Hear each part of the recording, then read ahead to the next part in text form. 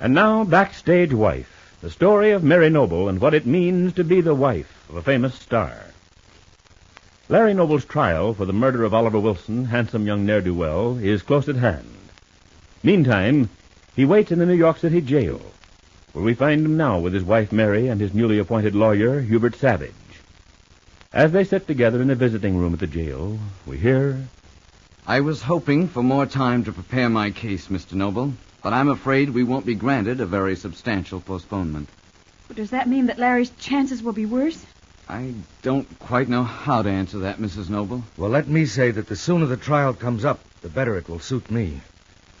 I've been in this place just about long enough. Any change will be an improvement. It's only natural that you'd feel that way, Mr. Noble. But at the same time, we must consider all the angles. I'm determined to put up the best fight that I can for your defense. That doesn't sound too hopeful, Mr. Savage.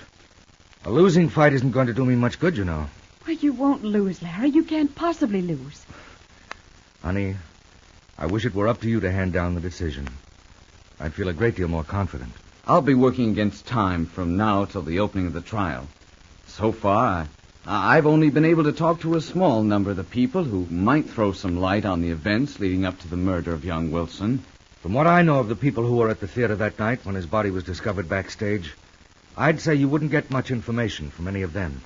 You can be quite sure Claudia Vincent won't have anything helpful to say. Oh, now, honey, it's no use blaming her for everything that happened.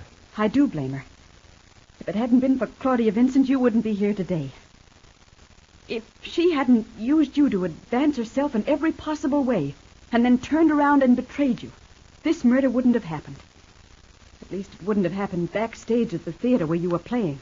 The play would be running. You'd still be the star of a smash hit on Broadway. Just a minute, Mrs. Noble, if you please.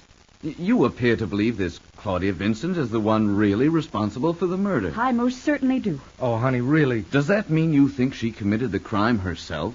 Well, I think it's likely. I wonder if you'd mind giving me your reasons, Mrs. Noble. My wife is definitely prejudiced in this matter. I'll be glad to. Claudia Vincent is a woman who has lived by her wits for years. She's an out-and-out adventuress. You don't know that to be true. I know that she tried to blackmail Rupert Barlow. I know that she forced her way into his home on Long Island, and that when he refused her, she tried to shoot him. Just a minute. This is all news to me. What's this about Mr. Barlow? Rupert Barlow has made a life's work of taking advantage of beautiful women. That's not true, Larry. He's certainly been a good friend to us. Friend? You mean he's been chasing after you and making you believe he's a considerate, generous person? Rupert Barlow put up the money to produce your last play. And since you've been in this trouble, he's done everything he possibly could to help. Why, he even persuaded Clarence Brewster to take your case, and he offered to pay his fee. But you wouldn't accept his help. You turned him down. I most certainly did. The last thing I want is to be under obligation to a man like Rupert Barlow. Just a minute, if you don't mind. I'm in rather a peculiar spot in this case, Mr. Noble. When your friend Lester Jordan came to me and said that he and a group of your close friends from the theater were banding together to back your defense, I wasn't aware that Clarence Brewster had been retained in the first place. I don't see how you missed the point. It was in all the papers. I haven't followed the case. Matter of fact, I've been out of New York until just recently. Well, I don't understand what difference it makes, Mr. Savage. Larry didn't want Mr. Brewster to defend him. He does want you. Oh, that's very complimentary, Mrs. Noble. But at the same time, I want you to realize that it's very difficult to follow a man of Mr. Brewster's fame and record, particularly in a courtroom. If you'd rather give it up, all I have to say is you may do so. But that's not my intention. I'm anxious to defend you, Mr. Noble, even though I'm well aware that a general impression of doubt must have been built up when Clarence Brewster no longer accepted the case. I requested another lawyer, Mr. Savage. Mr. Brewster did not walk out because he felt he couldn't make a showing in court. I insisted on having a lawyer who was retained by my own friends instead of by Rupert Barlow. Yes, I see. I only hope you'll be satisfied with your choice. We will, of course, take the stand that you are only one of many people present after the performance at the Hamilton Theater. One of many who might have killed Oliver Wilson. It's quite true, Mr. Savage. I'm sure Claudia Vincent had greater reason to kill the man. She eloped with him right before her opening night in Larry's play because she thought he was very rich, and then found out that he was a penniless fortune hunter like herself. Don't you imagine that realization drove her to insane rage? Mary, why not let Mr. Savage draw his own conclusions? Because it's all so logical, Larry. Claudia knew that you were angry with her for neglecting her final rehearsals. She knew that Harold Ramsey, the producer, was boiling. She saw that she'd thrown away the greatest chance she'd ever have for nothing. Wouldn't you say that was a good motive for murder, Mr. Savage? It sounds highly plausible as you presented it, Mrs. Noble. However, there are other considerations.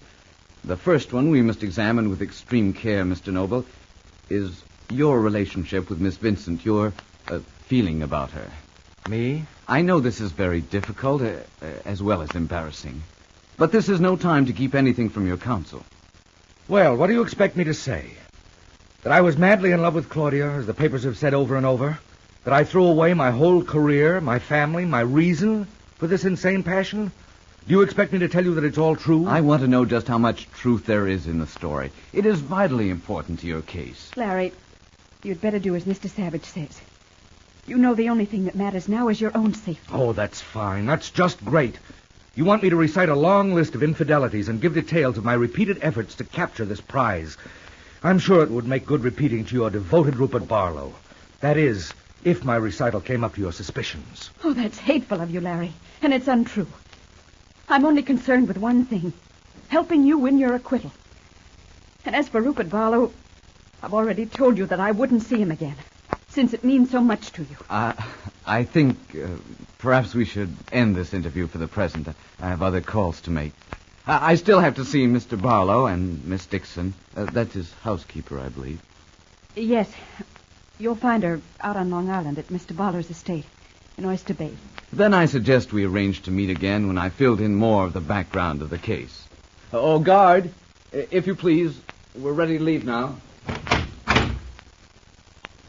Mary Noble's face is white and unhappy as she follows the lawyer while Larry shows deep resentment.